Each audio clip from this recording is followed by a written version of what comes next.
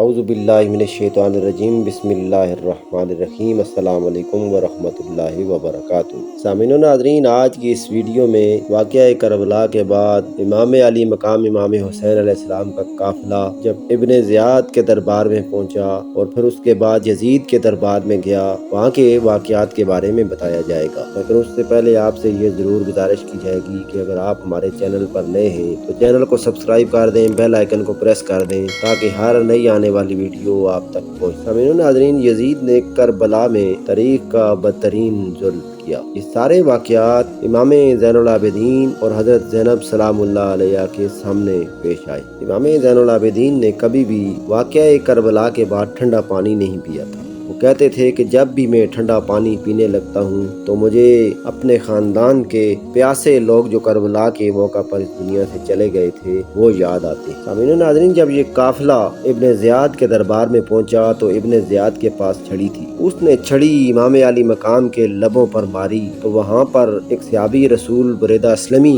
موجود تھے۔ انہوں نے کہا، او ظالم، چھڑی کو نیچے کر، میں نے اپنی آنکھوں سے رسول اللہ صلی اللہ علیہ وسلم کو ان ہونٹوں کو چومتے ہوئے دیکھا ہے۔ یہی قافلہ جب یزید کے دربار میں پہنچتا ہے، یزید امام علی مقام کی گستاخی کرتا ہے، غلانتی یہ کہتا ہے کہ اللہ نے آپ کو ذلیل کیا اور مجھے عزت دی، آج میں نے بدر کا بدلہ اپنے بڑوں کا لے لیا ہے۔ حضرت زینب سلام اللہ علیہ جو ابھی تک دربار یزید میں خاموش بیٹھی ہوئی تھیں اور عورتوں کے جھرمٹ میں بیٹھی ہوئی تھیں، وہ بولیں، انہوں نے خطبہ دیا اور فرمایا، وَتُعِزُّ مَن تَشَاءُ وَتُذِلُّ مَن تَشَاءُ۔ او یزید، تو کہتا ہے اللہ نے تجھے عزت دی اور ہمیں اللہ نے ذلیل کیا، یہ تو وقت بتائے گا کہ ذلیل کون ہوا اور عزت کس نے پائی۔ تجھ پر لعنت بھیجنے والا بھی کوئی نہیں ہوگا، لیکن قیامت تک مسجدوں اور ممبروں سے میرے بھائی کا نام لیا جائے گا۔ امام زین العابدین سے کہا گیا کہ اگر آپ کی کوئی شرط ہے تو آپ ہمیں بتائیں۔ امام زین العابدین نے فرمایا کہ ہمیں مدینہ شریف پہنچا دیا جائے، کہ سر جو ہیں وہ ہمارے حوالے کیے جائیں تاکہ ہم انہیں دفنا دیں، یا پھر مجھے جمعہ کے دن دمشق کی مسجد میں